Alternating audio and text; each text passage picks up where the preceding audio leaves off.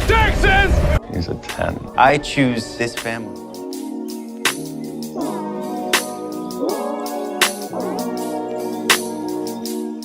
Hi guys, welcome to episode 8 of 911 Lone Star Roundup. I'm one of your hosts, Katie, and I'm joined with my lovely friends and co-hosts, EJ. Hey. And Grace. Hey y'all. Also, Happy New Year's Eve, because that's when this will be going live, our good old bonus episode. Yay. We're so excited about that. And today we're going to be talking about our friendship story, which is something we wanted to talk about in the first podcast, but we forgot to. And then we'll talk about our 2020, all that kind of fun, random stuff. So I guess we can get to it. Okay. Okay, so our friendship story. Let's see. When Lone Star ended season 1, was like mid-March, and I jumped into getting into the fandom, so I hadn't been involved. And as I started following various fan pages on Instagram, I started like responding to stories and, reading and starting to write fan fiction. And I started really enjoying a lot of what Katie was posting on For the Love of Tarlos on Instagram. And then lockdown happened and everybody went to Zoom, and I'm pretty active in my church, so I was doing like 4 or 5 Zooms a week, and like needing more Zoom meetings for other things. So I decided to get a Zoom account, and so I think it was like just through the summer, I was like communicating just like randomly. Like I'd respond to something like Shaz would say on like an Instagram story or a post, or Katie on her page, or even Grace, and just kind of came from there. And then I got my own Zoom account. And so I reached out to Katie and I said, hey, I'm getting a Zoom account, but since I'm not a fan page, I didn't think I'd get the traction of like putting it out there to say, hey, is anybody interested? So I was like, do you want to like work? And I think Katie even said like you'd had a similar idea of getting like a group together that wanted to Zoom, like video chat just as fans, and like do that some like a couple of times a month, just like a bunch of fans get together on Zoom and talk about the show or whatever. And so we put it out there, and like a couple of weeks later I think Katie started a group on Instagram of I think we had like 8 or 9 of us in there. Yeah, and something then, like that. We realized like the 4 of us, the 4 of us, Katie, myself, EJ, and then Grace and Shaz were the only ones really doing a lot of the communicating in the chat after a while. Yeah. So that's what I remember. So then like the 4 of us, we started our own group chat, so we didn't like log up everybody else's Instagram alerts with messages from us. Yeah. And that's kind of where our friendship started. We kind of just, all the 4 of us kind of just connected, started Zooming pretty frequently. Yeah. Like August, September. Yeah. I remember, I think our first, actually, I think it's a little later than we're thinking, because I remember our first get-together as a general group, before we split off and did our own thing, was right after No Escape aired in the US, because I just watched it before hopping on the Zoom. I was traumatized. Oh, right. Yeah. I remember this. Yeah. It's like mid-September then? Yeah, about. Okay. Yeah. So I watched Lone Star for the first time around June or July. Loved it, and then decided to make a fan account. I followed Shaz, and I followed Katie. Didn't follow you, EJ, because you were in a fan account. Right. But I did recognize your username that would pop up on like my likes and the following and stuff. Yeah.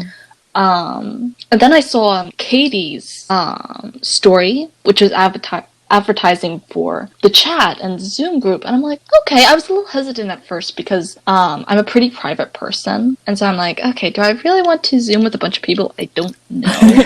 But I was also like, I had nobody to talk to about loving the show, and I was like, you know what? It's lockdown. I'm talking to very few people at the moment. Let's see how this goes. So I signed up for it, and yeah, as EJ said, we kind of started breaking off, doing our own thing, and that's how we started. Yeah. And I should say, obviously, now I do follow EJ. Yeah, and I think we had several Zooms, and then we realized, because myself personally, I've always dreamed of doing a podcast. Like, that was always like a goal of mine, to do a podcast. And I think I just randomly said it someday, like, man, we should do a podcast with all the stuff we're talking about with, like Lone Star and Tarlos. Yeah. And we're like, Actually, I remember how it came on. Katie, you were a guest in another podcast. I was. And we jokingly said, "Oh, we should do our own thing." And we were talking about it, and I said, "You know, if we're serious about this, we should really do this." Yeah. And it started. I didn't think it actually happened, but it started, and like best thing of 2020. Yeah. Yeah. But I have to say, like, when we first did our Zooms, I don't think I would have necessarily predicted that we all would become friends. Yeah. Because we all just seem so different age groups, different like different regions, different, but we did, and like happy to be proved wrong on that one because you guys are amazing. Aw, you guys are too. I've really enjoyed getting to know you guys, and it's been fun. I am older than you guys. I'll say that. You're ageless. Yeah. Oh. And so I've been in many fandoms over the years, and I have a friend that I met online in a chat room back when there was such a thing as chat rooms, 22 years ago.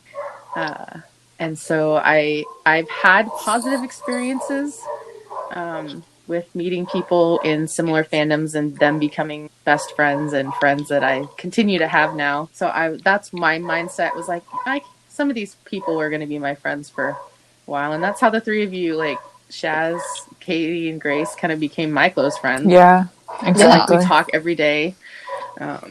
Yeah.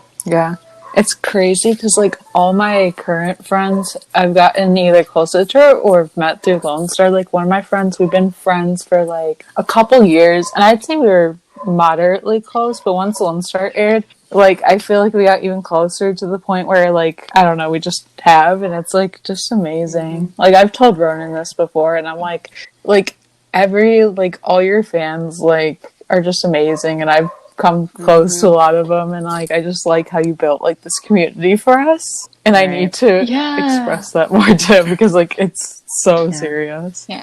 And like I am part of a few other like fandom related things, so I do talk with some other people, but I never had like talked face to face with them. And, you know, I had just graduated from high school at this point in time. My friends were going off to college. And to be honest, I wasn't talking with most of them anymore. Basically, the people I'm consistently talking to are my best friends and a friend in Ohio and you guys. Yeah. And I never would have predicted it came this way, but, you know, I'm actually pretty happy about it. Same. Yeah, I think, you know, it's just, we all have those experiences where, like, in high school, you want to stay friends with your friends in high school, but then as you get older and you start having different interests, you kind of grow apart. And I think we all kind of go through that in our stages of life. And it also has a lot to do with out of sight, out of mind. Because a lot of these people, like, in case anyone doesn't know, I was homeschooled my entire life. And so all my friends came from church. And so we would go to youth groups together. We'd see each other on Sundays. But then we graduated from the youth group. We were in lockdown by the time we graduated from youth group. And I still talk with a few people every now and then. But, you know, it's all about, like, who's around you now. Like, who's going through the same life experiences you are. And yeah, I may be fairly sad that I got left in the dust. But also I kind of get it. And, you know, good things have come. Yeah, amen. You know, and I think, like, I'm grateful for all the friends I've made in the fandoms.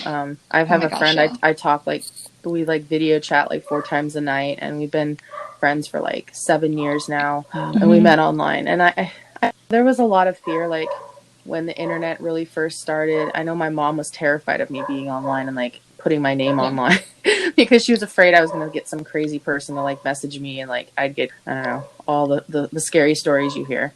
But I never found that. I don't know if it's just I'm a semi-decent judge of character or I connect with the right people. But I'm grateful for you guys. I'm grateful for the other fans in our like the fandom and other fandoms I'm in. Like, you know, I've made some great friends that are lifelong friends now, and our relationships are not just because of one show now. Like we have multiple interests. Like I love to write, and several of my friends that are from different fandoms are also writers, and so we can talk writing together. We can talk so many other things. We talk friends and family, and we're all doing that now too.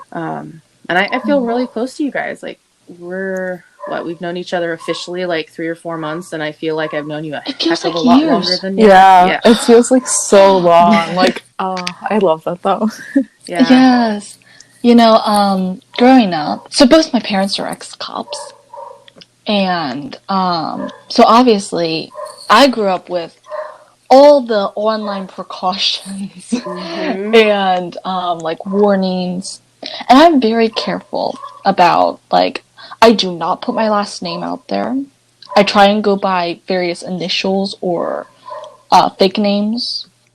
You know, usernames really help because you can go by just about anything. I rarely put photos of myself out there that aren't on my private accounts.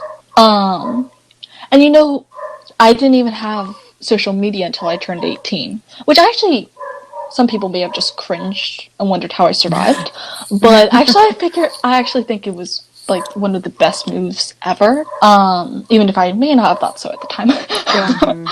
But I do know, growing up, like in my teen years, when I started meeting more people, I'd meet other people who were fans of various things.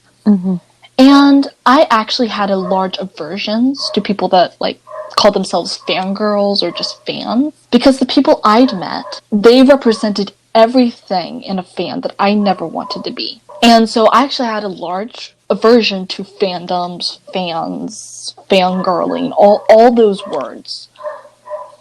And it actually was a large stretch out of my comfort zone to open a fan account, especially since it primarily focuses on Ronen. It focused more on Rafa if he showed up more. But I had to find my own comfort levels with that. Yeah. And so honestly, in the last year, there have been a lot of changes in like my comfort zones. I never thought that I'd, you know, be talking and be best friends with some people that I've met online, like you guys. And yeah, I have met some crazy people, but they're not exactly ones that live close to me to begin with. So, you know, I think it's a much more positive experience than I ever could have hoped for. Right. Yeah, exactly. Right, and I can relate to you too with the whole church. You know, I'm active in my church. I'm a Christian, and so before being a member of this church, I was really in a dark spot. I know I've talked in the podcast a few times about my mom being sick with cancer, and I was taking care of her as well as my dad, who at the time was a single leg amputee from some health complications. And when my mom passed and my dad had to go into a skilled nursing facility like 6 years ago, I was kind of in a dark spot, like just bummed, upset. You know, I missed my mom. Life wasn't going well, and somebody reached out to me, and other times in my life people had offered religion, God to me, but I never really took them up on the offer because I just didn't believe in that. And I'm a very science-minded person. Yeah. So it was very tough for me to bring religion into that because I didn't feel like they went together. And so when I was reached out to and I started going, I got real connected to a lot of the people there, and I got to know a lot of people, and I started studying the Bible, and I started learning a lot of things that I had learned when I was younger, as in, like, learned wrong. There are a lot of truths, you know, in there. And through that, I have met some amazing people, and I have spiritual family, like, all over the world, and it's freaking awesome. Like, I love the people I have in my church body, and I love having them as friends and family. But yeah, I love having them as my family, but I also don't only want to have my church friends and family. And so I'm glad that I'm grateful that, like I said, you know, like I'm grateful for you guys and my other friends that we all have share. Like, I have my lives that are all kind of interconnecting in some ways, because I have friends at church that love 911 Lone Star as well.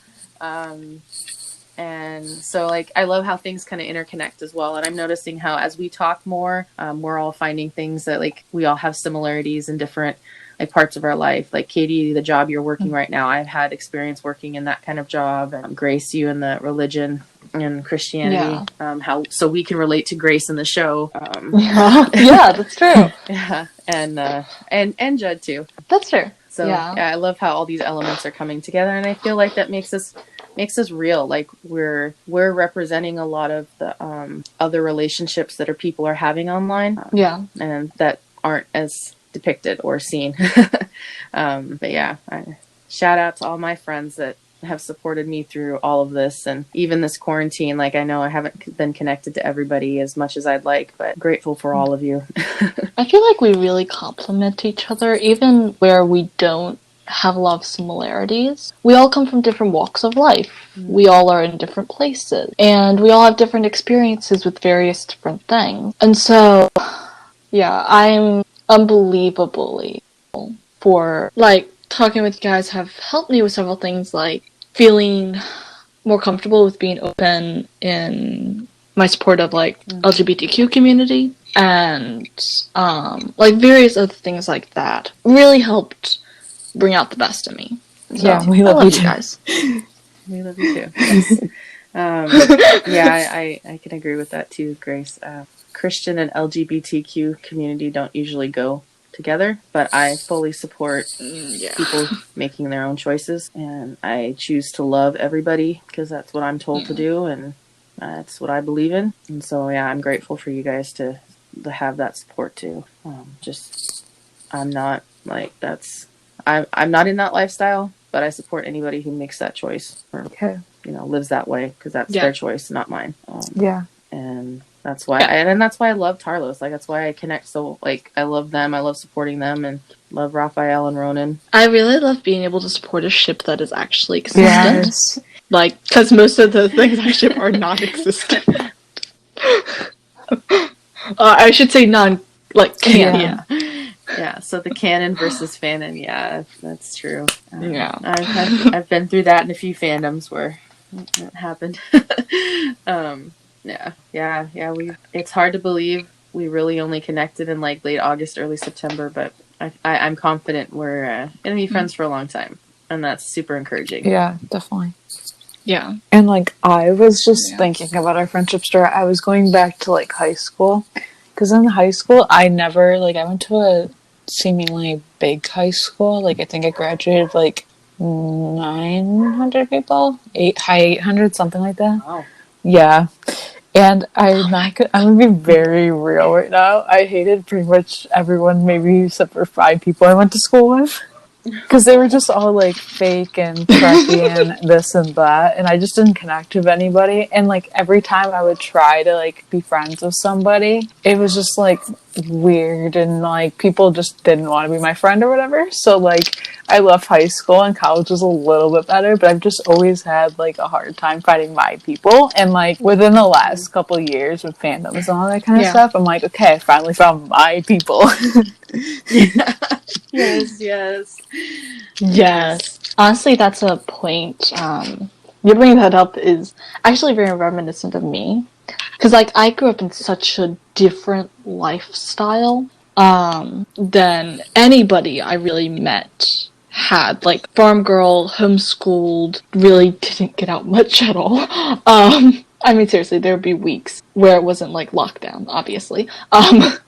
Where we didn't leave the house, or didn't leave the farm, I should say. But so getting out, it was really hard to find people, because like I'd be younger than some of my friends, but like not to get weird or anything, but seeing death was completely normal for me. Mm-hmm. Because live on a farm, you're going to see death, and like other people would just have no concept of a lot of things I'd seen or had been through, and that really makes like shared life experience hard. And that also would often result in, I don't even know what people thought of me, but it would definitely be harder to find people my level of maturity.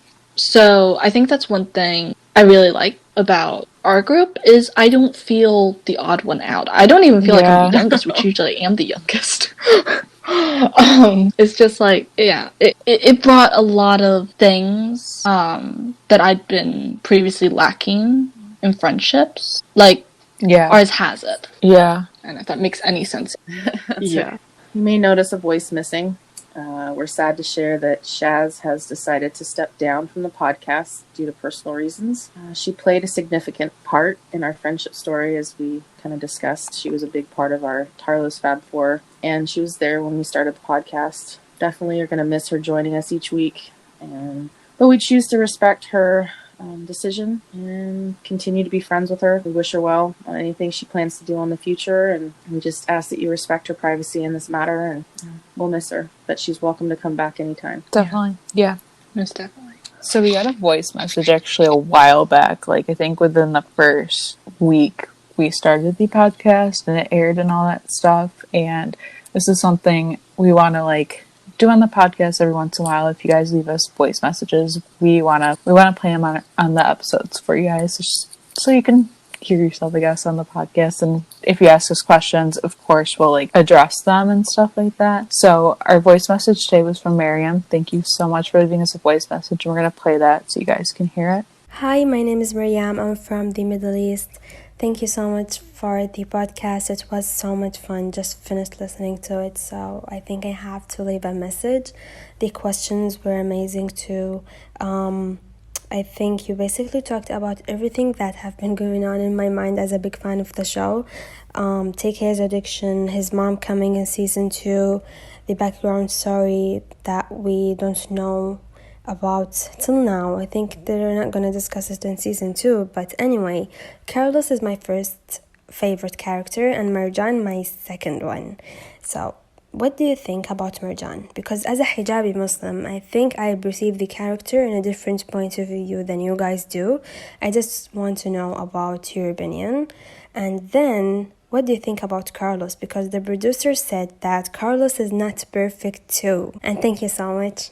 So again, thank you so much for leaving us a message, and we loved your questions. So the first one was, what do we think about Marjan? I feel like we've addressed this, as obviously she left this before more episodes aired. So, but yeah, obviously But we can touch on them again if we want I think personally, I love Marjan. She's probably one of my favorite characters, especially like female, if we're gonna separate it that way. But she's like one of my top favorite characters. I just love like what she stands for. I love like her pride in her religion, and she's like just a strong like woman, and she's not like afraid to like let everyone know, or she's not like, she can do what she wants. I don't know. I just love her. Yeah, she's amazing. I think she's a badass, but also like really sweet, really caring. Obviously, she loves her teammates. Yeah, basically everything Katie already said. Like her pride in her religion. I love her loyalty. She is truly, I think, one of the best lead/female lead that I've seen in just about anything. Yeah. Definitely. Yeah, I know we talked about this in other episodes, but I really love Marjan. She's definitely in my top 5. You know, obviously Carlos and TK take number 1 for me, and Owen and Grace also, but or kind of Owen, Grace, and Marjan tie for like 2, 3, and 4. I don't know. Look at that. I like you guys said, I love that she's so proud of her religion. She's not afraid to show it, and I love how she treats the guys like family, and I love how she supports the guys. She's really tough. She's a really awesome firefighter. I really love to see her being a strong firefighter in such a dominating male role. You know, it's traditionally firefighters are men, and just having a woman in general be on a fire crew is sometimes really tough for guys, especially when there's usually only one woman to maybe 6 or 8 guys on a crew, and just that in general. But then for her to also be proud of her heritage and her culture and her family and her religion, and wanting to wear a hijab, I think that's really awesome. And I hope we see more of it, not only in this series, but also in other series. I hope this kind of paves the way for hijab wearing characters in other shows to have a more strong appearance, and not always just be like one character in a scene for a television show episode, and just like to have a real true character But I love that we have Marjan for that. And I hope that, I know that Marjan is, we have a lot to learn about her.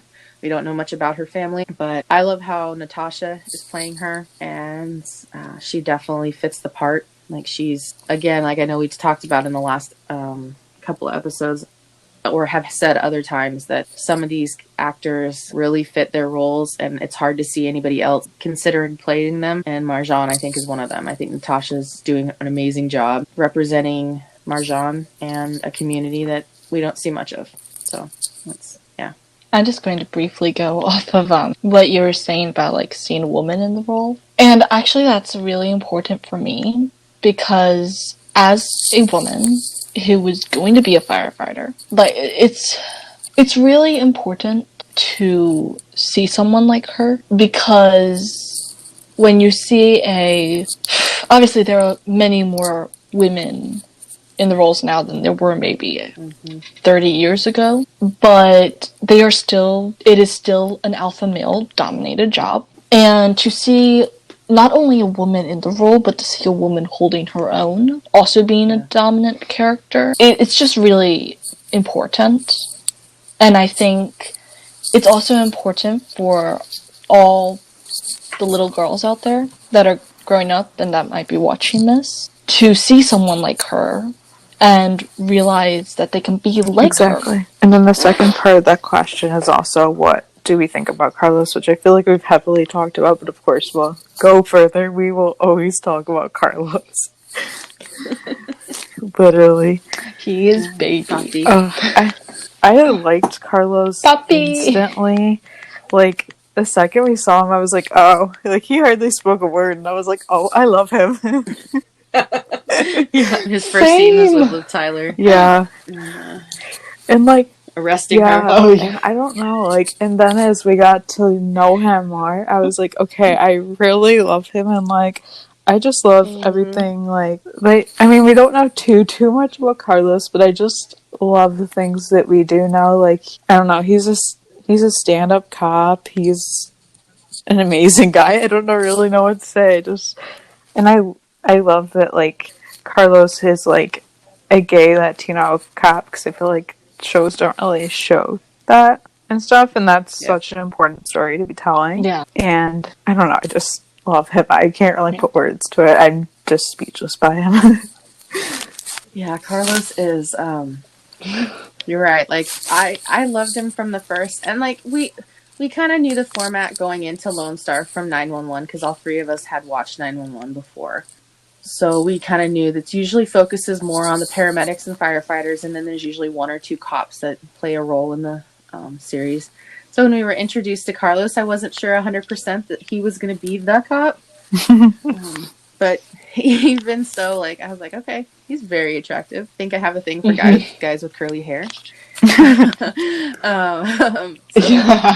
that. Yeah. And his sass to Michelle. And then, like, she was talking to him more like a friend than a coworker or, like, a peer. And then as we got to know more about him and their friendship and his joke about, like, I'm not an Uber. Or was it, I'm not a Lyft, I'm not a... I was quick. So, yeah, and I love Carlos. I love what we get from him. Raphael does a really good job with kind of representing Carlos. I mean, he did a lot of research on Austin police to really learn the role. I know he does a lot of training with Chip Daniels, I believe is the name of the person who also helps train Angela Bassett for 911. Yeah. Just to kind of get the whole, like, cop mentality down. Carlos is, I don't feel like he wears his heart on the sleeve, but I definitely feel like he's still kind of learning his footing, and I'm looking forward to getting to know more. And I know we've had some confirmation recently from Tim Minear that we will get some more Carlos backstory in the future, so we'll get to know a little more about him. Finally. I love how yes, finally. Finally, it's about damn time. Yeah. Right. About damn time. Yeah. So I really love Carlos. I love that he is representing Latinos in the police department.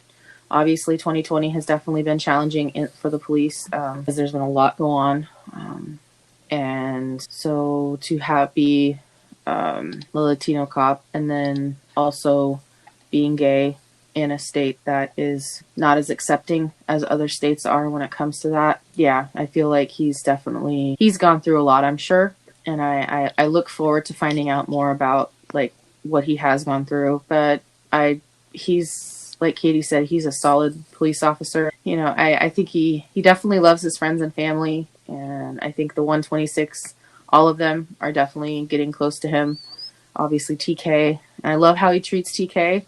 He's such a good boyfriend. Yeah. He's, you know, and I think I said it in like the first or second of our podcast that it's hard for me to detach TK and Carlos because I feel like they're the same person. Like, it's like Tarlos. Like, you talk about Carlos, you can't not talk about TK. Yeah.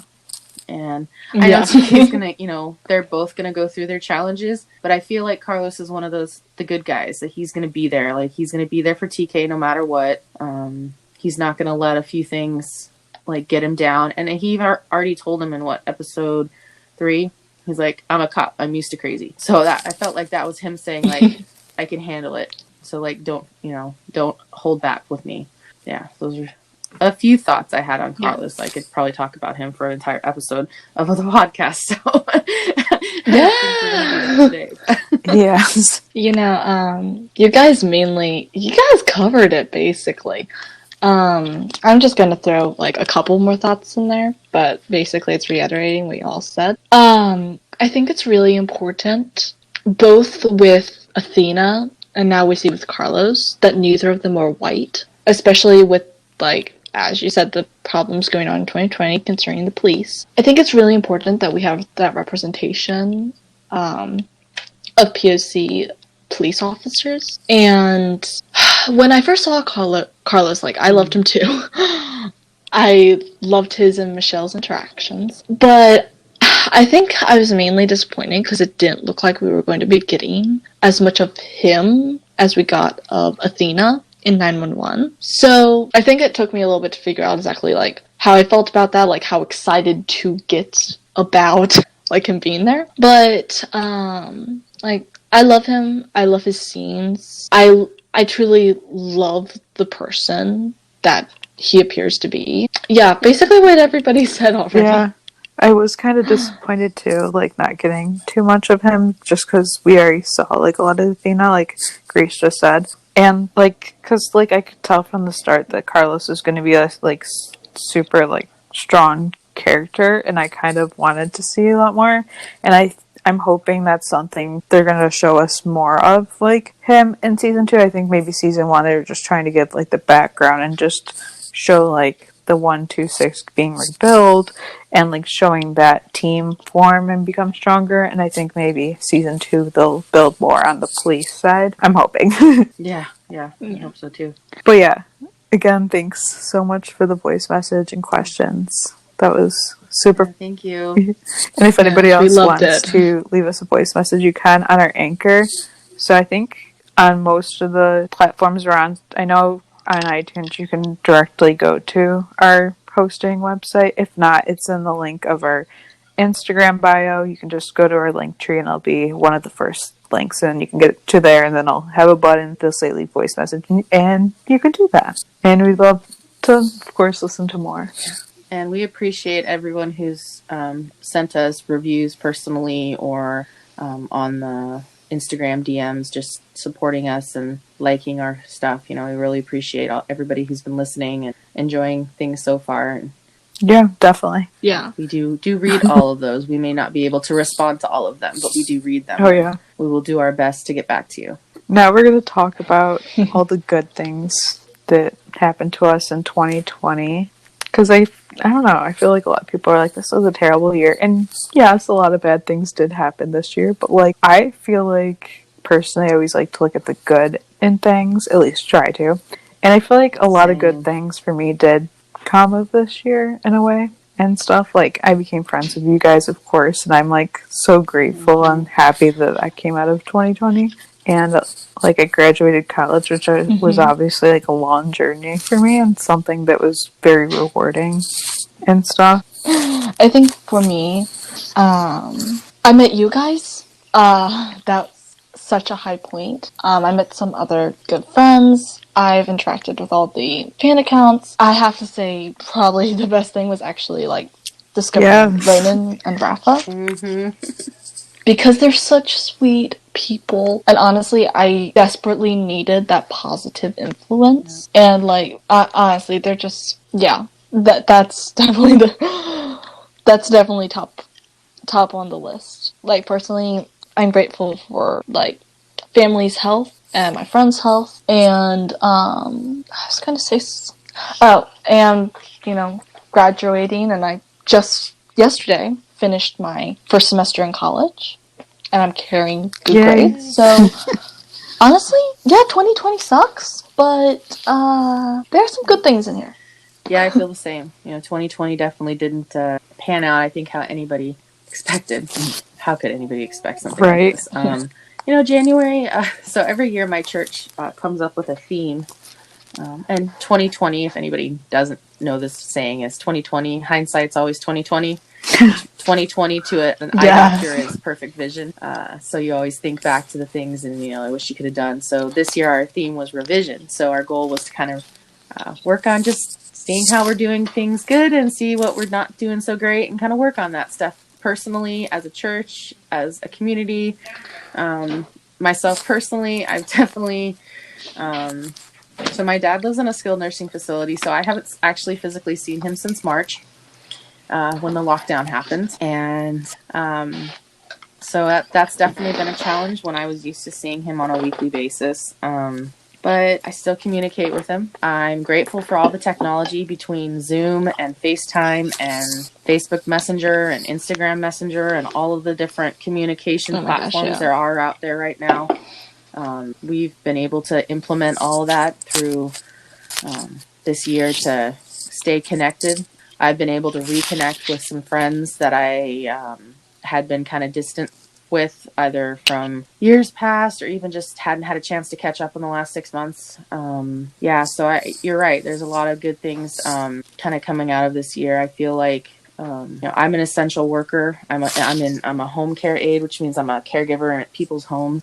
So I have been working through all of this pandemic. So I'm grateful for my job and for my health and for being protected thus far. And my family has thus far mostly been healthy. I know we've had a few hiccups, not COVID related, but just with some other stuff. So, communication, I think, is my biggest excitement from this year, and connecting with you ladies. Just, I love writing also. And so I'm excited that by early 2021, I'll have my first official original fiction novel finished.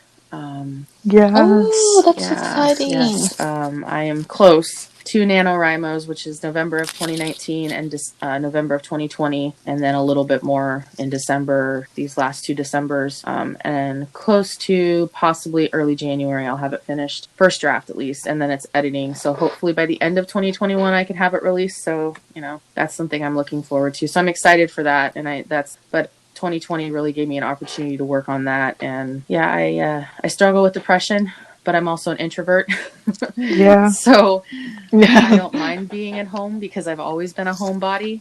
I love listening to music and writing and, hanging out online. So, it was a bummer when I couldn't go to the ocean and, because I live in Washington State. So, it's only about 3 hours to my favorite little beach in Long Beach, in Washington, called Long Beach. So I didn't really get to go there as much as I would have liked this year and stuff. But I did get a trip out there, and I've been able to have a few solo road trips around the state. I'm from here, so I get to see things from a different perspective. And so I carry my mask with me, and I wear it when I'm in public with a bunch of people. And when I'm in my car, I can do what I want because I'm by myself. I've been enjoying that, and I think for me it's just rebuilding connections, connecting with new people, and trying to keep up on social media. It can give me anxiety when there's a lot going on. But so I have my few I'll go check this, and then I'll stay away from it for a while. Just so I don't spend all day on there, because I know that can easily happen. And I've watched some shows. Like obviously, I watched Lone Star, but that was on before the pandemic started. Well, I mean, it was over before lockdowns happened. And there's been a few series I've watched this year. I watched Schitt's Creek. Yes. And I love that series. Yeah, same. But there are some series I want to catch up on. So yeah, maybe I'll Netflix or Amazon Prime some of them and catch up. But 911 and 911 Lone Star have been my main ones that I really stay dedicated to. Yeah, I'm like also grateful for like when I started my account, because I started like it like before the like a few days before the season 1 finale. So like literally started the most perfect time. I remember like making my first few Lone Star edits, and I remember sitting in my like apartment that I was in at the time before lockdown actually started, and I was just like, oh, this is great. And then like I'm very grateful for like outside of our friendship, like the connections I made with people posting and stuff, and that was fun to have in lockdown because I had school and then like I had this, and that was pretty much it. And I was able to do like lives a lot in lockdown, which was fun and stuff. And I feel like it was very like it was fun because like a lot of people did like watch, which was kind of fun because like nobody's doing anything better. I was like, nobody's gonna watch, but because nobody was doing anything, people did watch. It was just cool to connect with people and stuff. And like maybe this was before that, but like when I started doing them more, or just in general, like I was going through a hard time like after June because one of my dogs died and stuff like that. Not to get like all sad and stuff, but so I'm definitely grateful for like everyone that chooses to, you know, tune in to whatever I have to say and stuff like that. You know, EJ, you mentioned writing, and it reminded me, late January will be the 1-year anniversary of when I started posting my stories to Archive of Our Own. I'm so excited. Like, I just realized it. I made it only a couple weeks before my 18th birthday. And you know what? I gotta say, I'm so grateful to all the people that have read my stuff, that leave the comments I get are so amazing. And like, I love everybody who comments, even if I do have to run some stuff through Google Translate, because I do not speak Spanish. And then I have to write it back into Google Translate and really hope I didn't screw it up. But like, I'm just so grateful. I've had proud moments of like, I've started the fan fictions for No Escape and for Smiley Face Killers. And I'm determined to tell Ronen about that during the con.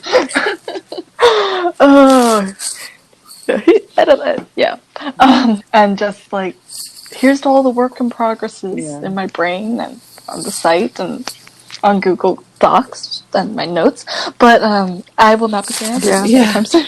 Yeah, that's a cool milestone. I remember when I had my first year. October of 2009 was the first time I posted on fanfiction.net my first Glee fanfiction, and I thought it was going to be a one-shot. I think it's up to 90 chapters, work in progress, that over 500,000 words and still going. I don't know if I will ever be able to finish it. Oh my gosh. I cannot imagine. But, writing has definitely been I think my psychologist once told me it was my, I don't know what it's called, but it's the good thing. Like, it's relaxing. It's my soothing thing for me. And I think that's why a lot of people write and a lot of people read. It helps you get out of your head for a little while. And I'm grateful for all the people I've met. Several of my friends I have met that are friends now who were readers of my fiction back then. And I only have a couple of things posted on Archive of Our Own because I've been just using that lately. But I love those milestones, and I know Instagram's doing it now, and Twitter used to do it. Like, they'll tell you when you first got your account. So like, I wish Archive of Our Own and fanfiction.net would do that too, because it would be cool to like get that milestone and a reminder. Like, okay, I envy you a little bit, like meeting people that read your stories. I have not like met anybody through writing necessarily, but for a year that'll happen. But you know, as I said, I appreciate everybody who has read my stuff, and that. So wow, you actually have a decade milestone last year for your fanfiction.net. Yeah, October of 2009. I originally started posting stuff on LiveJournal, but then I'm like, this is too hard. And then I went to fanfiction.net because it was easier. But I still post on LiveJournal once in a while. But yeah, it's I've enjoyed it. I did write a little bit more before that, but honestly, I'd always been told my writing wasn't good enough, so I was always discouraged. And I didn't do well in English in school. I'm not into the structure kind of thing, so like it's really hard for me to like write research papers. Like I can edit a research paper with no problem, but writing it, I want to write it in the format of a story. So creative writing is my thing. Same. Yeah. So I think for me, it always winds up being a story I'm telling, even though it's like my research. And I think that's why I didn't do so toxic well. masculinity. So I got really discouraged when I was younger, but my dream's always been to be a published author. And I knew I had a lot of writing to grow in. So I'm really grateful for fan fiction because it's given me an opportunity to practice, and to learn and to incorporate things that are like, yes, I'm using I'm using created characters from somebody else, so I'm not making any money off of it, but I'm able to come up with my own original ideas. Yeah. And so I can test things out. Yeah. And so I've learned a lot. My writing has grown a ton in these last 11 years. And I'm grateful for all the constructive criticism and the comments and reviews, kudos that I've gotten, because it's made me be a better author. And now I'm super close to having my first original fiction novel published. Like, it's getting closer. Like I said, I haven't quite finished the first draft, but it'll be edited in 2021, and I'm going to post it by the end of the year. So it's exciting, and I encourage you to keep doing it. And I encourage anybody else out there that does this to just to keep doing it. If it's what you're passionate about, just do it. If you want to call yourself a writer, the minute you put your pencil to paper or your fingers to your keyboard and you start writing, you can do One of my English professors always told us, she said, you're a writer now. Like, I don't care if you publish something or not. Once you write something, you're a writer. Yep. And I stand by that. And it's extremely true. Like, I have been writing since I was 9 years old. And, like, serious story writing since I was 9 years old.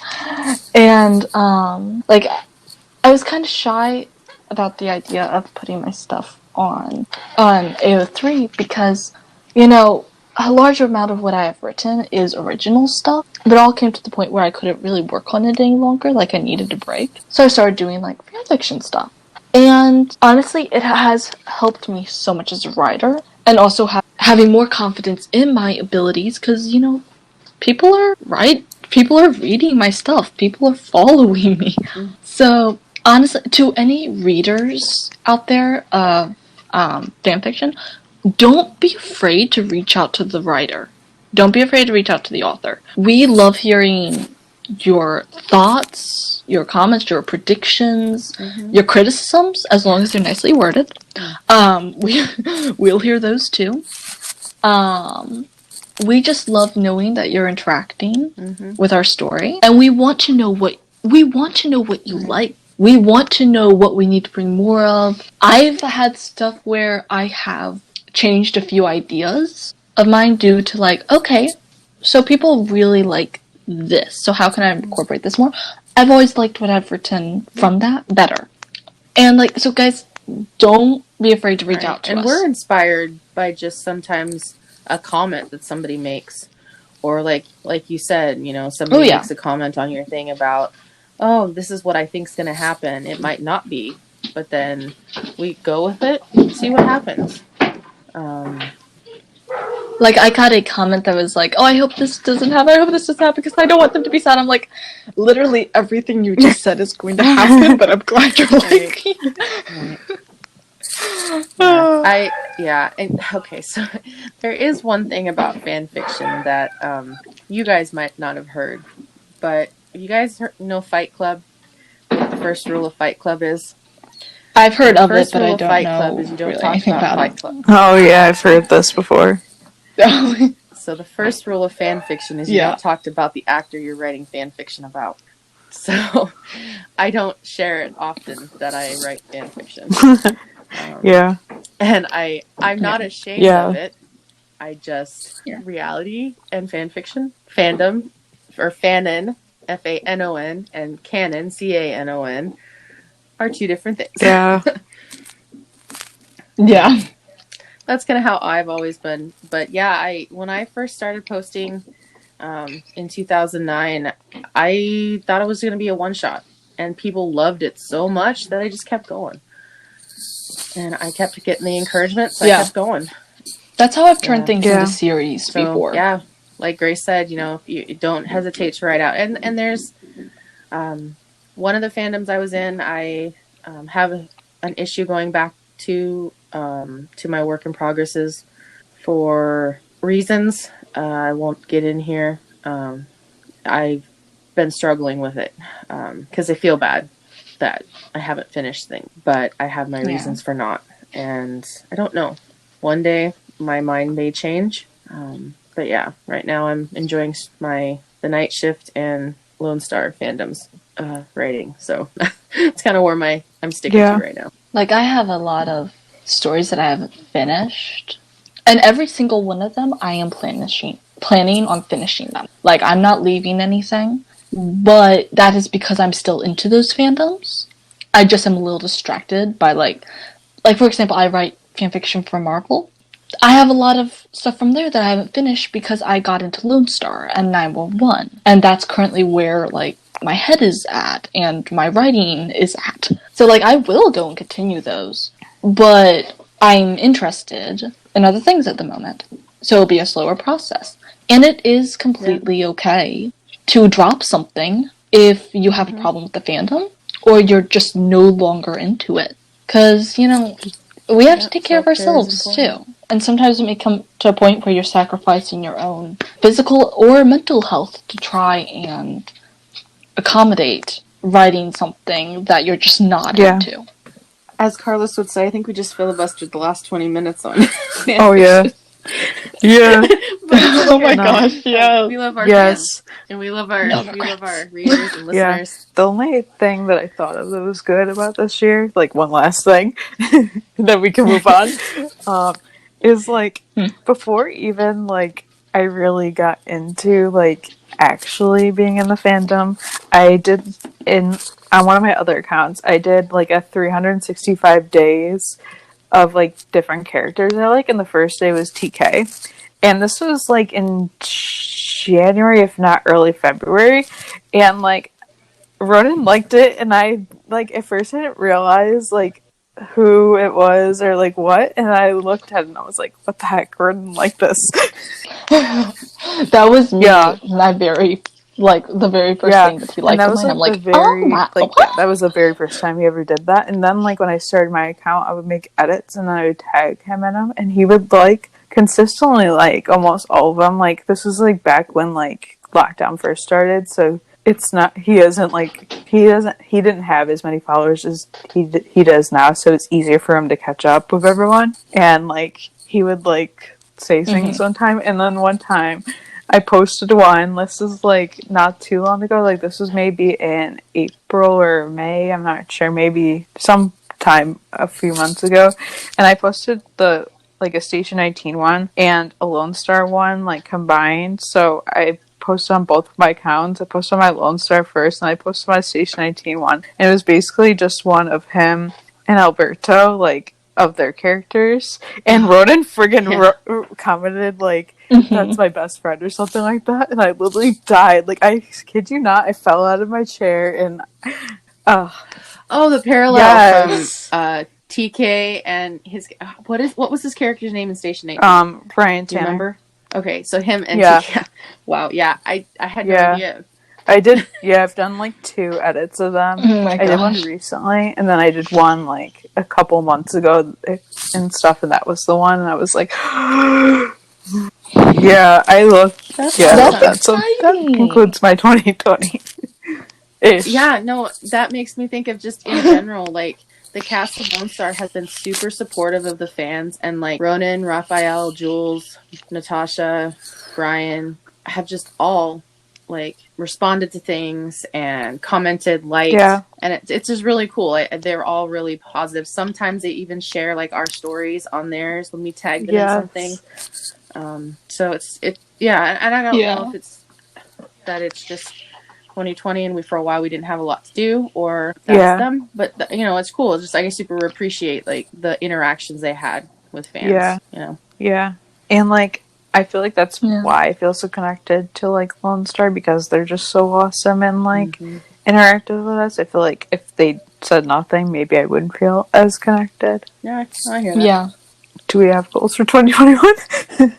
Well, I think I shared my goal for 2021 is getting my novel published, but do you guys have goals for 2021?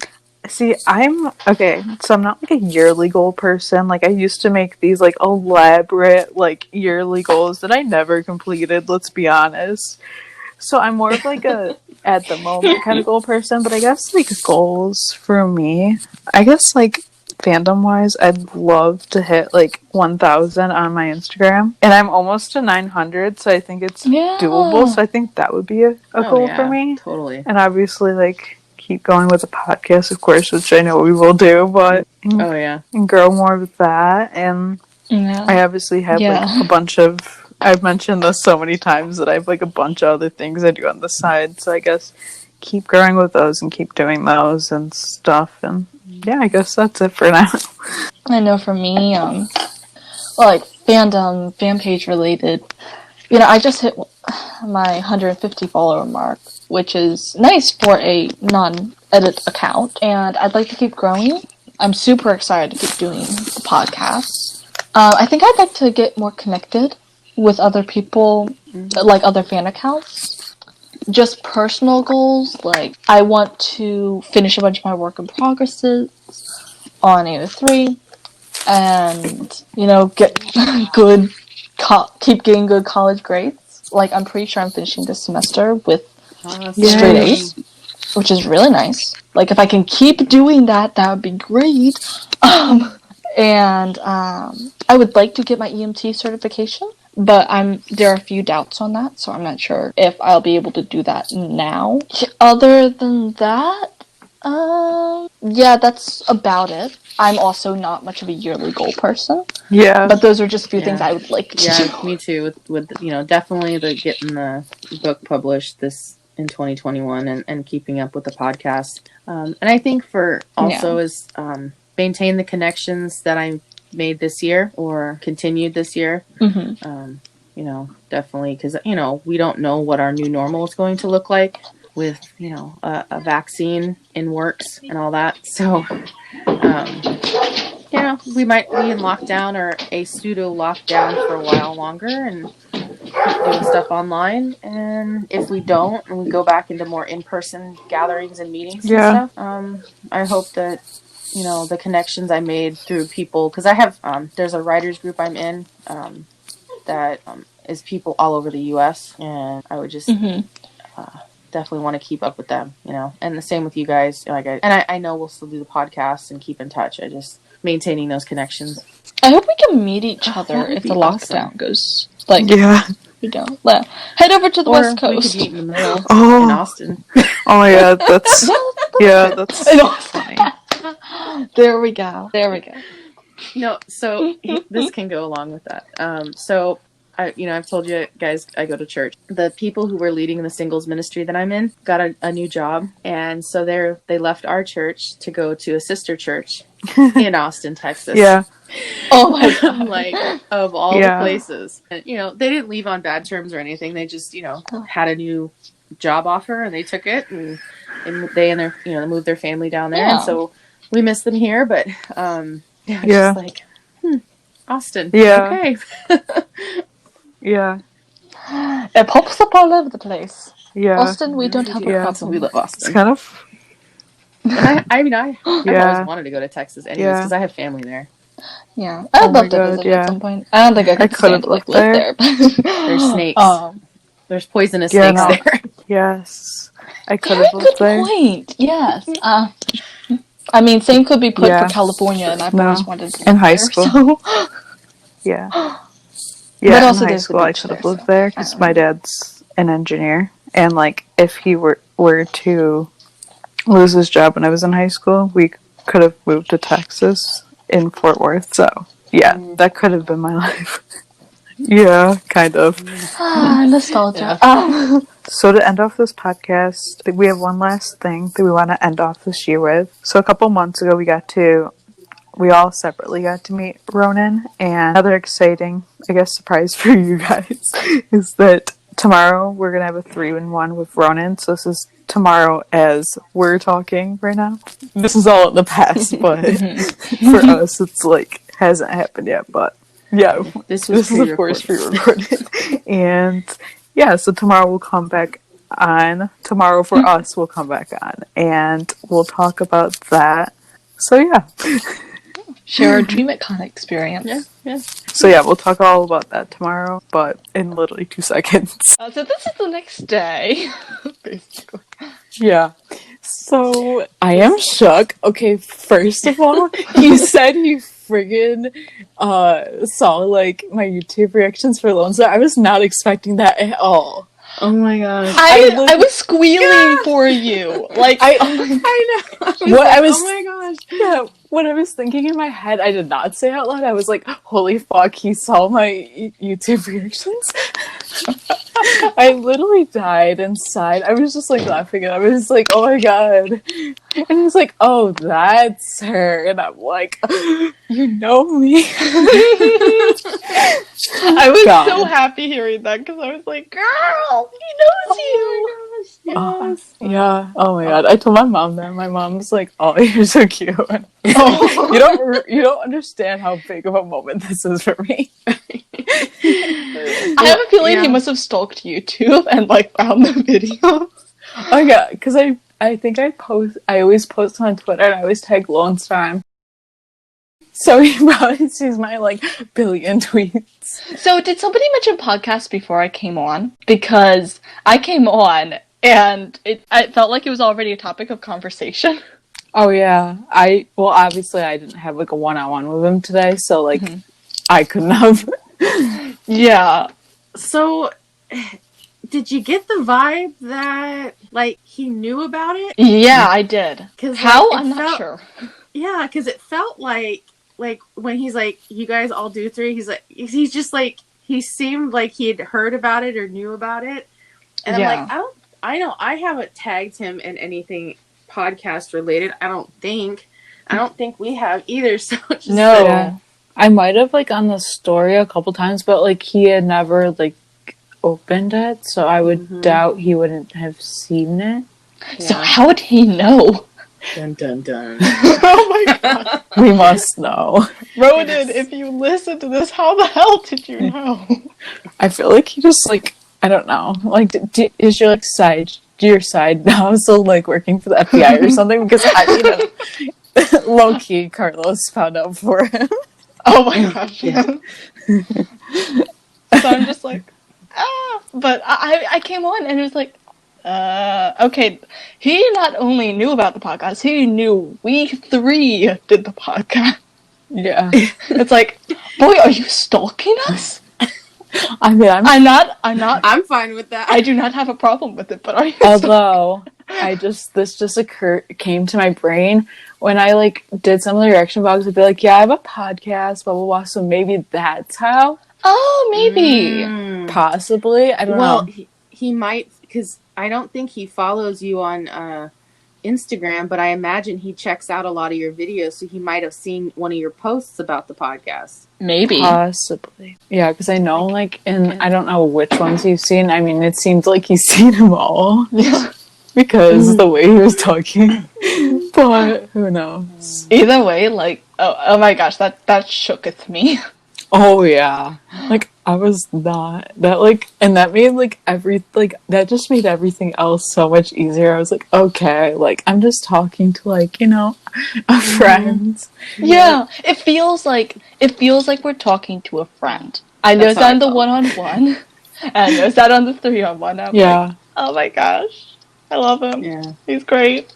Yeah, also, I love her picture. Like, I literally don't care that my one eye looks really weird, but I'm like, I still love it. Yeah. I quickly threw up the peace sign because I was like, I don't want him to be the only one doing it. I didn't really register what he was doing. I mean, he did that in, like, I think, if not most, all of the pictures I've seen so far. Mm-hmm. Yeah. It's So- been a lot.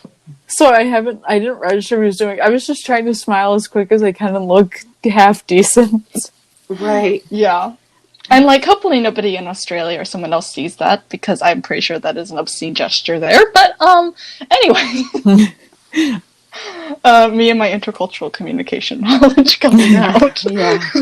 Anyway, sorry, people. But I also think it has to do with the way the fingers are turned, so... Either he or I are saying something really bad. Yeah, I've heard that, Grace, and I can't remember which way is. I think it's me. So sorry, Australia and other countries. Yeah. Yeah. Yeah, so none of our questions got answered during the 3-on-1. That was No. it was like, Yeah. Like, it was like I was disappointed on that, but also I feel like, I think we mentioned in chat, I didn't feel surprised. yeah. Because, like, I knew it was going to go fast. The 3-on-1 barely, not the 3-on-1, but the 3 minutes barely even feels like a minute. Yeah. Right. So, like, only 2 minutes more, it's not gonna. Yeah. And, like, we had so much we already want to talk about. And, like, just if nobody has done this before, like, you go in wanting to talk about so many things, but it's just not possible because, like, once you get talking, he starts talking about, like, and you just have natural conversation, so it's understandable. Yeah. So, I mean, this is the second convention that I have missed asking my one question. the one because question. I forget, because we're just sitting there and talking. Yeah. And it's like, someone comes in and it's like, hey guys, your time's up. And I'm like, frick it all. Yeah. And I didn't about think to be like, hey, can we ask one quick thing? Yeah. Honestly, whenever they come in, it kind of feels like the moment is a little shattered. Yeah. And so I'm a little thrown off, and I don't think to say anything much more. I wish they would be like, give us a 1-minute warning. Yes. So at least if we wanted to ask something else or ask a question instead of 0 questions. I mean, I completely love what we talked about, and it was just so genuine and that kind of stuff. But, like, I don't know. I have faith we'll get that one question, at least that one question answered eventually. Yeah. You know, if he does Dream It at Home 7, I plan to get a birthday message. In the birthday message, I am going to put the question. There you go. Yeah. Then we'll at least, like, you'll get it. And try and get it to only 250 characters, because Dream It Con. But... yeah, I mean, so, like, I asked about, because I was just listening to our episode that we talked about episode 5 in, and so I remember I was listening to it, so I heard them when I said something about asking Ronen if his reaction on there was real, or was that, like, or how hard was it to, like, keep a straight face during that scene. And so I asked him. I was able to ask him that during my one-on-one. I love that. And he said the reaction that they kept when they were talking about the little soldier is his genuine reaction. Oh, I friggin' love that. Because there is no way to keep a straight face during that. I know Right. and he's like, because, you know, he's like, I love that guy. And he's like, he's like, between takes, he's like, he had, like, when the camera wasn't on him, he was laughing. And I was like, how could you not? Like, yeah. And then I was like, yeah, I learned a lot about my mom that I didn't want to ever know about my parents. So I get that. But it's just like, you could see TK trying not to laugh, and I'm like, oh man, if I was there, I'd just be like on the floor, honestly, doing my extremely loud. We got that answered. Yeah. And the first 2 times I did, because I did Dream It 1, 3, and 4 with Ronen and Raphael. And I think both times, like, with both of the guys, it was just casual. I didn't ask anything. I just, like, how you doing? How you handling things? And so So this time I'm like, okay, I'm going to ask at least one question. Yeah. Mm-hmm. Yeah, I know I went in determined to ask at least the one thing. Yeah. But then we started talking about college and location and various other different things. And it's like, okay, screw that. Yeah. It was fantastic. Also, Fresh was there. And I basically squealed when it opened up and he was there. I was like, Fresh! And just like, he literally, you know the thing that he put on his story going about Fresh stealing his thunder? Uh-huh. That is literally what he said during my one-on-one. Be like, she's just stealing my thunder, but like, she's yawning. And I'm like, Stratum boards her. And he laughed. Really hard. And it was like, okay. Oh, I love it. So at least a good first part of that was devoted to that adorable dog. Because she yawned so big. I'm just like, same. But also not same because I'm hyped up right now, but same. Yeah. Well, to Fresh, that's Dad. You know, Yeah. not anything that she looks up to. She's like, he feeds me. That's the extent of him. He takes me on walks. Yeah. I know. I would just want to have, like, a one-on-one conversation about my dog and, like, you know, dogs with Ronen for, like... I wish I could have eternity. brought in my dog and just been like, oh, I have a dog. Right? Yeah. But, like, yeah. I For one wish. thing, that never could have worked out because he never been able to see her. Oh, Right. Because Yeah. she's not exactly a lap dog. Not unless you're sitting on the floor. And also she's a German Shepherd, so, like, she's big. But, Literally my life. yeah. Yeah, you have a boxer, that's right. Then again, he has a pit bull, but, like, she still sits on his lap, so... I know. I forget which one, but one of them is part boxer. I think it's Spa. I'm Really? pretty sure. Really? I don't know, because he's mentioned it before, but he never specified, so I was always like, because I had a dog that was, well, mine was like, I think the reverse, like mine looked more like a boxer than a pit bull. I mean, she looked like a pit in the face, but she didn't really have the body of a pit bull, she had the body of a boxer. I imagine I could see Fresh being the part boxer, but also Spot doesn't look pure pit bull, partially because of the hair. Right. She's Right. definitely mixed with something. Yeah. Well, they're both rescues, so that doesn't really surprise me. And I love that. Mm-hmm. Oh, yeah. Adopt, don't shop. Yeah, exactly. That's what we did with both of ours. And it's like, they're a little nuts, but Yeah. they're adorable. There's plenty of dogs and cats and shelters that could use a home, so Yeah. I'm all for it. Y'all, Yeah, adopt, same. don't shop. Yeah. Yeah, I'm grateful for Dream at Con for even doing something like this. Like, it was such a cool idea. Like, when I first heard about it in June, because I think he did number 2. Yeah. And I didn't do that one. And so when I heard about it, I was like, man, I really want to do it. And then I was like, oh, they're going to do one in August. So I ended up doing the full experience in August because I had the finances to do it. And I think I did the Tarlos panel, the meeting room, and the one-on-ones with both Ronen and Raphael, and birthday videos. Oh, yeah. And yeah, Ronen sang me happy birthday. That was really cool. Yeah. But just like Same.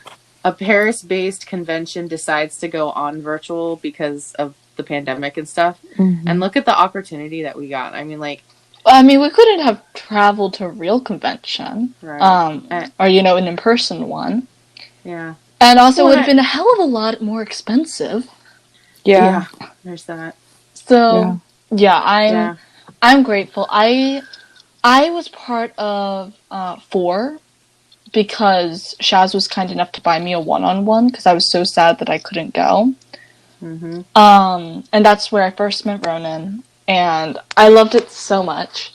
And this time, some various different issues came up with finances, so I thought I was only going to have the one-on-one. But then my best friend bought me a video recording, and you guys that's awesome. paid for my 3-on-1. And I'm just like, you did Of course. Of course. Yeah, I love you guys. Thank you. Love you too. Love you too. Yeah. It meant so much to do that with you guys. Yeah, Yeah, it was same. awesome. It was just like, yeah, like I said, it was just so natural and so like amazing, and like I felt like the most comfortable I've ever felt like in my life. Yes. Yeah. Yeah, well, and that's what I mean. Like, how, like, just thinking about it, like, if he had gone to, like, physically gone to Paris for this convention, the chances of all three of us being able to physically be there at the same time Yeah. to, you know, yeah. is so just to bring together. And, like, honestly, we came together as friends because of Lone Star and TK and Carlos and our love for Tarlos. Yeah. Mhm. So Ronen's a big part of, like, how we became friends. Yeah. Yeah. So just to get a chance to, like, for the three of us to just talk with him, like, he's just a friend, it was really cool. And I hope they do 3-on-1s in the future. I would Yeah, love for us to definitely. be able to do a 3-on-1 and actually like tell him like, yeah, this is how we met, and Right. Yeah. like thank you for that. Yeah. Yeah. Well, if he knows about the podcast, he may have to listen to it, or he may listen Yeah. to it. Boy, we don't know. do it. I'm just picturing this. Oh, all the thirsting. Yeah. I'm not ashamed. No. No, I'm not at all. Like, I'm like, this is who I am, and if you can't accept that, well, that's just on you. I mean, he thirsts over himself and Carlos. Yeah. So I mean, Yeah. it'll be great. Yeah, so past conventions, technically I attended 3, but I just got videos because I was like, I can never, like, talk to these people that I love so much in person. Never! And, like, stuff, so it was, like, a month before my birthday, so I was like, I really want, like, birthday videos, and they're a lot cheaper than cameos and stuff, so I was like, okay, this is a lot cheaper, so I'm gonna do this. So I got one from Ronen, and I also got one from Rafa, and I love, like, my Rafa one, because, like, I've posted them on my Instagram on my birthday, actually, so if anybody is really that curious, you can, like, scroll way back and stuff, and like, he just, like, really went in, like, he was like, I hope this year brings you this, this, and this, like, so specific, and I was like, oh my god, like, I love you. Yeah. And did you get the sunset? Yes. He's like, this Yes, is my me gift too. to you. Yes, it was so awesome. He did that for me as well Yeah. for my birthday message, because my birthday is just a few weeks before yours, I think. Yeah. Yeah. Yeah, I know my birthday's in less than 2 months. It's on February 9th. And, like, my hope is for there to be a Dream at Home 7 so I can get a birthday message. But if not, you know, it'll be fine. I might get a late one. But, you know, with the convention out of the way and everything, I'm going to do as many of them as possible. But my one hope for any point in time in the future is to have the opportunity with both him and Rafa to hug them. Yeah. I want to hug them. Yeah, Yeah. same. Like, oh my god, my life would be complete. Like, until I think of something new. But Yes. I want it. Yes. One day when there isn't a pandemic. Yeah. Right, I know. It's like I'm an introvert, Mhm. but physical touch is one of my love languages. Yeah. So, like, hugs are, like, I am missing hugs. Like, I don't think I've hugged anybody in, like, 8 months. Oh. And it's, like, crazy. Yeah. I've had a couple from my best friend when he occasionally drops by, and there is my family. But, like, a real solid long hug, I miss those. Yeah. Yeah. That's kind of funny, because I'm, like, kind of the opposite, kind of. Like, I feel so, like, this is weird, but not really. It's not weird, but, like, I always feel awkward. Like, I hate when you know that a hug is coming, but you don't want to be the first one to initiate it. Like, that's, and, like, Right. so, like, I remember, like, I forget, a couple Christmases ago, one of my cousins that I'm not really close with, like, went in to hug everybody, like, separately, and, like, he came to me, and I felt so weird, and I, like, hugged him, and I was like, okay, that was awkward. My mom's like, what the heck was that? And I was like, I don't know, like, I'm not close with him. I hardly see him, especially these days. It's so weird, but, like, Ronen and Rafa, I would easily, like, hug them and not feel weird about it. Yeah, like I'm most comfortable like physical touch with people I know. Like I don't want to just touch people, random people. Yeah. Like no, my youth group did like a meet and greet, so like we'd have to shake hands with people and talk. And I was like, for one thing, most of these are slimy middle schoolers. Yeah. Like okay, let's admit something, and I'm not one of those older kids, but I will say middle schoolers are a little bit gross. Yeah. Just saying. I think the only problem I'd have with like Ronen Rappa, I wouldn't want to let go. Yeah. Like good I luck, think boys. Yeah, my church mastered the side hug, which is the ones like a side hug. But yeah, I would like not be a side hug with them, and I wouldn't want to let go. I'd just be like, you're warm, I'd feel so you're comfortable with cuddly. them. Like you're warm, you're cuddly. Okay, good night. Yeah. Yeah. Okay, so like that's on the bucket list. Definitely. Yeah. I know. I'm like thinking very carefully of what I want to say because I'm like, if he so happens to listen to this, oh my god. Then Ronen, you need to orchestrate a hug time for all of us. Yeah. Yeah. No, I seriously am so like grateful for Dream It because like real conventions, you would never get this much time to talk to like a person. Right. Yeah. And like I'm assuming and stuff, and I'm hoping this continues like up until next summer and even maybe longer. I would assume so. Yeah. And stuff because I just want to keep doing this. Like, Yeah. It doesn't seem like COVID is going away quickly. right. So, Yeah. like, I want the experience to do a full convention Yeah. of these virtual ones before they go back in person, and I can't afford them because I'm a broke college student. Also, international travel, everything like that.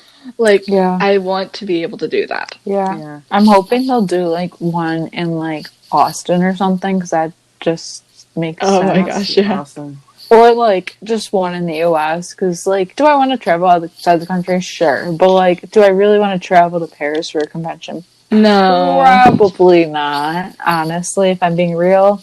I'm hoping that even if they go back to in-person conferences, they'll see what a hit this is, and maybe keep doing virtual. Maybe less. Yeah. But Well, I kind of feel like our new normal is going to be different. Like, there's not going to be, we're not going back to everything that it was the same before. You know, we're definitely, I think, going to find we're utilizing more online stuff still. yeah. Not having as many larger gatherings. Yeah. I know my church, we were supposed to have a big convention in Orlando in this past summer that got postponed until 2022. Oh wow. So I don't know if that was a scheduling issue or if it was just like they figured 2 years is a good amount of time to like give. So I definitely feel like, I mean, like you said, I would love to travel outside the country. I have plenty of places I want to visit. But I don't know if I would ever go specifically to a place just for a convention. But on the other hand, I know one of my favorite shows, Roswell, the original, they did a 15-year reunion a few years ago. Mm-hmm. And I think they did it in Austin or San Antonio, and some Texas. There's like a film festival down there that they do in the summers, and they'll bring back like the cast of like a series that's been canceled for a while. So like kind of do a mini reunion. So that would be cool if we could get the cast of 911 Lone Star to come out and do like a panel since it's set in Austin. That would be really cool to have. Austin cast there. I know for me, it's like, I want to travel out of the country, but also Paris isn't necessarily on the top of the list. Like, I have a lot of other places I want to go, and just going there simply for a convention, it makes no sense. All the expenses of the convention plus international travel, it's like, no, people do not have, normal people don't have that kind of money. So, yeah. Well, Ronen could come with me to Israel because I want to go to Israel. Well, I want to go to Tokyo too, but I want to go to Israel and I want to go to Denmark. But yeah, Paris would be on the list, but definitely not at my like top 5 because I have like so many other places I want to go to. I'm like, hey, Ronen, want to go to the Hobbit houses? Because like New Zealand's really on the top of the list. Yeah. You know, there's actually a Hobbit house here in Washington. Okay, I'm coming. Yeah. there's a nursery here in the area that, like a garden nursery, and they built a little hobbit. Oh, I hill. love that. I'll send you Okay, pictures. I'm coming. Screw Oh my gosh. the spring semester. I'm on winter break. I'm coming. Yeah. But yeah, I don't know. I think, yeah, we didn't like maybe specifically ask our questions, but I definitely think it was a huge honor and definitely memorable, definitely important for us, special, and I'm excited. Like, I'm still grinning, and this was what? Oh, yeah. We finished like an hour ago. Yeah. Yeah, a little less than an hour ago, but close to.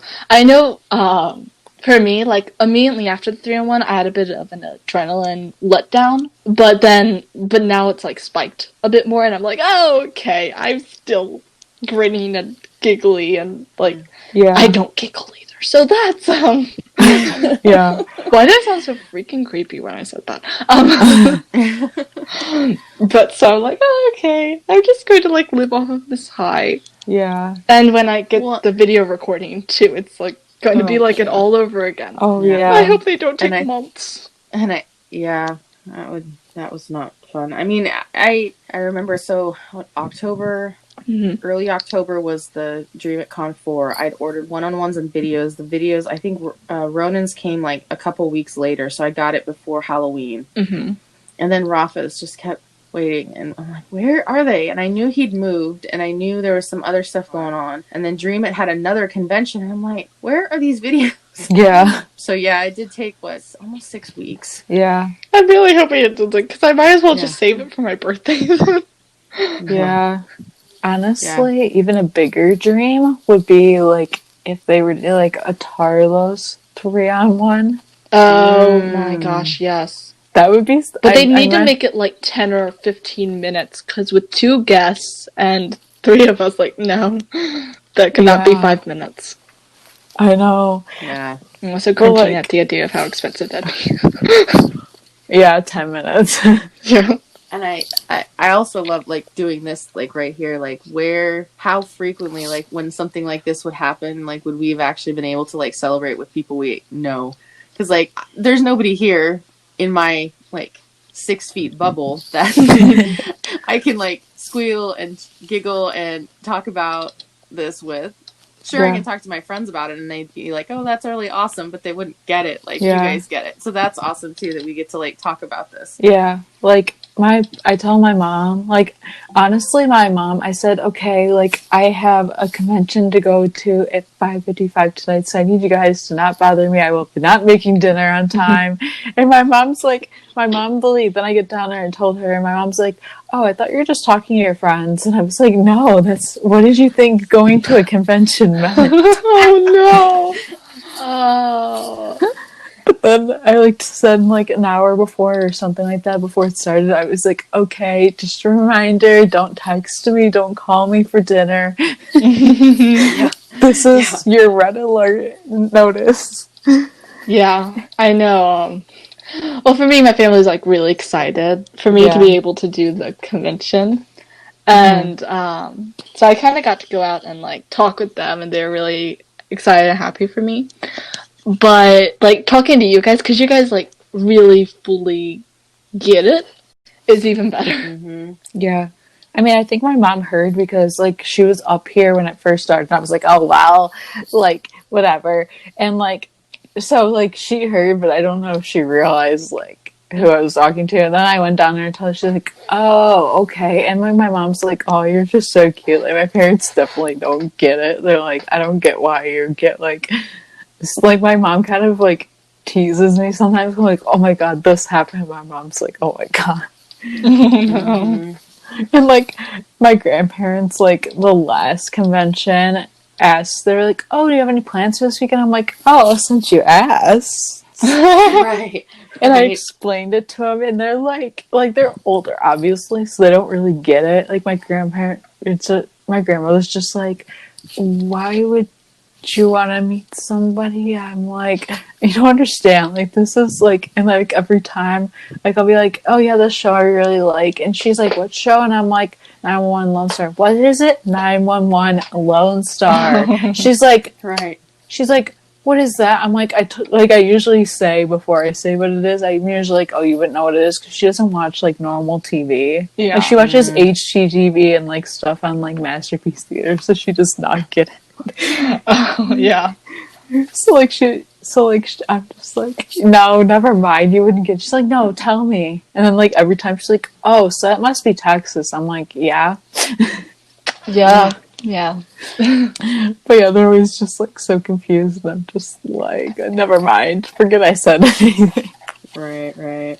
And actually, like, I told my friend about what we talked in the beginning about, like, him being like, yeah, I saw your reaction videos. And my friend literally, I have to post this on my, like, story later. Like, her reaction, I was like, yeah, I have to post that. That's just, like, too good not to.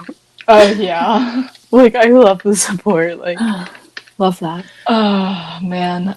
I literally, the entire time we've been talking, I've just been flicking back and forth between, our group photo and, like, my personal photo, and just going, Right.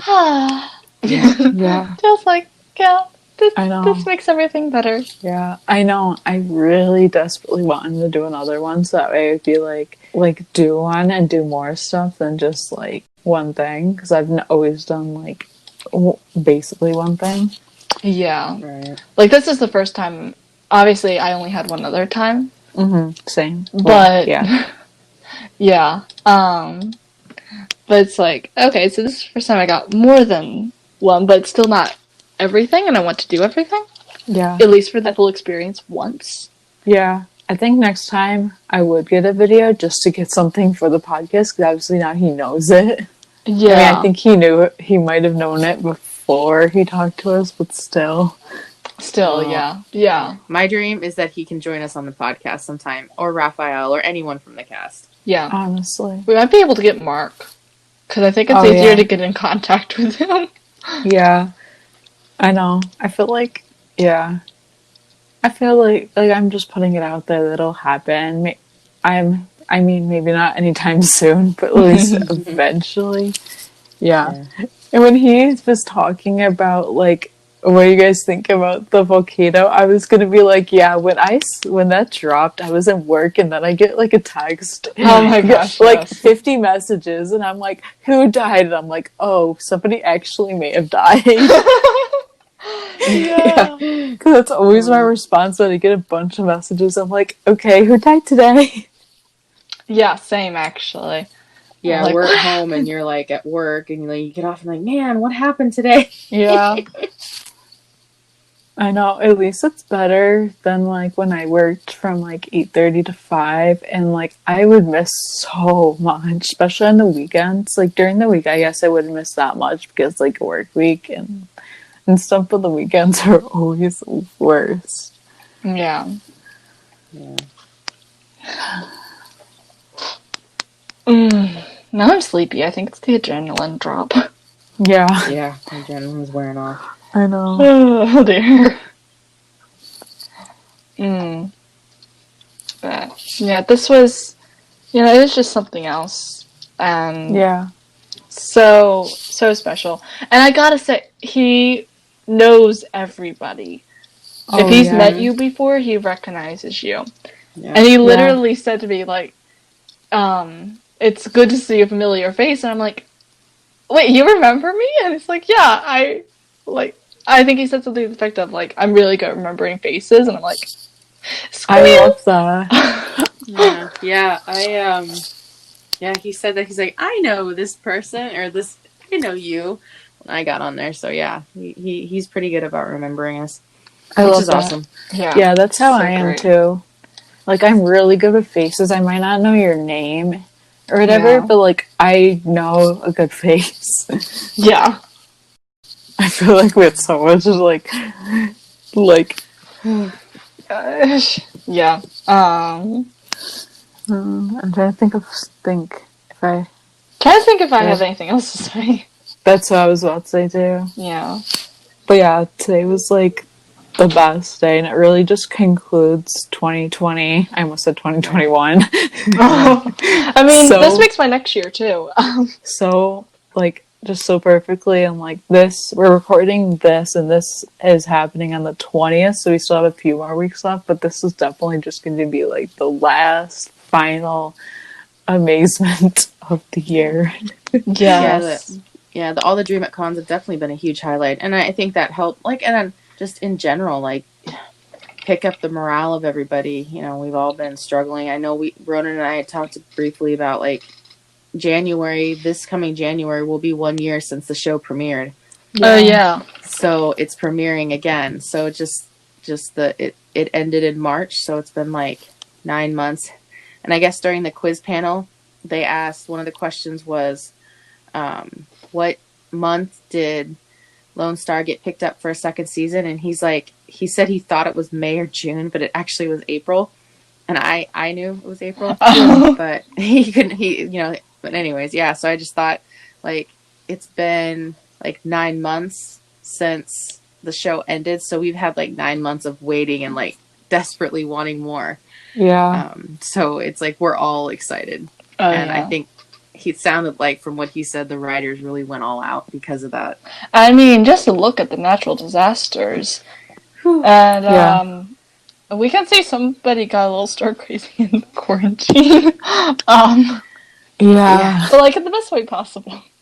Yeah. Oh yeah. Now, so it's definitely going to be, it's I would say it's one of my many highlights of 2020. Yeah. For sure. Just the opportunities, like Raphael and Ronen are amazing to talk to. They're super nice, super sweet, down to earth guys. Honestly, I kind of, in the back of my mind, I call them my brothers just because my little brothers. Yeah. I just they just cool guys. These were the guys I would like totally hang out with like on a regular basis. So definitely like getting to like interact with them in a different level. Because they'll like something we may post on Instagram or maybe comment on something, but it's different when you can actually face-to-face see them. And virtually is obviously not the same as being in person, but it's as close as we can get right now. Yeah. So it's definitely been a huge morale boost for this year because we've had just a lot go on. Yeah. Like, if somebody is listening to this and, like, you're scared to, like, do a one-on-one or, like, meet Ronen or Rafa, guys, it's so easy. It feels like you've known them your entire life. They'll pick up the conversation if you have nothing to say. Yeah.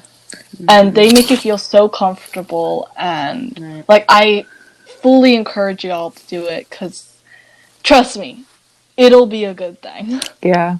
Yeah, like, I was so nervous and, like, you guys were like, Katie, you're gonna do it, and I'm like, no. And then, like, you guys kept talking about it, so I was like, okay, I have to do it. And, like, so many people pushed me to do it. They were like, it's so much fun, you have to do it. I'm like, okay, fine, I'll do it. And, like, there were so many people on Twitter that were like, you gotta do it, because I was, like, asking them questions. I'm like, okay, I need to know, like, everything that goes down, like, I need to know. And they, like, explained it to me, and then after, like, okay, how did it go? And I'm like, okay, I'll tell you the full story. Yeah. Also, another point that I just thought of, just on same board with, like, don't be afraid to do it and stuff, they'll meet you where you're at. Yeah. You do not have to be any specific kind of mood, personality, anything like that. Like, they'll meet you where you're at. Yeah. And it'll still be great. Yeah. Yeah, definitely. Like, I used to be severely, like, introverted when I was a kid, like, severely to the point where if, like, I was talking to somebody, I would just look down at my feet and not, like, make eye contact. And I've definitely gotten better as I'm older, because obviously, like, I can't be, like, that introverted anymore and stuff. Yeah. Like, I have to talk to people on my daily basis. But, like, I still am kind of introverted, but, like, doing this virtually is, like, easy and stuff. Like, it is kind of intimidating the first time. Like, I definitely, like, was, like, kind of quiet on my one-on-one book and stuff, but obviously if I did a one-on-one again, I probably wouldn't. And, like, doing the 3-on-1 was comfortable because, like, we talk obviously, like, all the time and stuff, so it was just, like, natural, like I've said, like, a billion times and stuff. I know people probably don't expect me to be very introverted, but, like, I am. It's different when I'm a girl in my bedroom talking to my phone or my camera by myself. But when like other people are there, like I'm just like, no, I can't do this. Actually, I think it might be easier doing it virtually Yeah. than it would be meeting them for like the first time in person, like in a convention or something. Because for one thing, then you have so many other people around you. And stuff is just like ramped up, and it's, yeah, in my opinion, not like I've ever been to an in-person convention before, but still, in my opinion, this is like the best stepping stone to maybe one day meeting them in person, or just keeping it to once or twice meeting them virtually. Yeah, that's a Yeah, good point. definitely. You know, this is a super big opportunity this time, because this is the first time that I can remember them doing a 3-on-1. Yeah, they haven't. They've always done the 1-on-1s. They've done a group where there's like 30 people, and then Ronen, Raphael, or Tarlos, and then they do the panels. This was a small group of friends doing, getting to like talk to them together. And I hope it's something they continue to do. I hope it wasn't just like a limited edition or limited time thing for like the holidays. I hope it's like something they continue to do, because like a lot of people have met like friends through Lone Star and just through Ronen in general. So I really hope this is like something they realize it was like a big thing. Because I was surprised with how many people I saw that said that they were doing 3-in-1s. I don't know why I was so surprised, but I just was.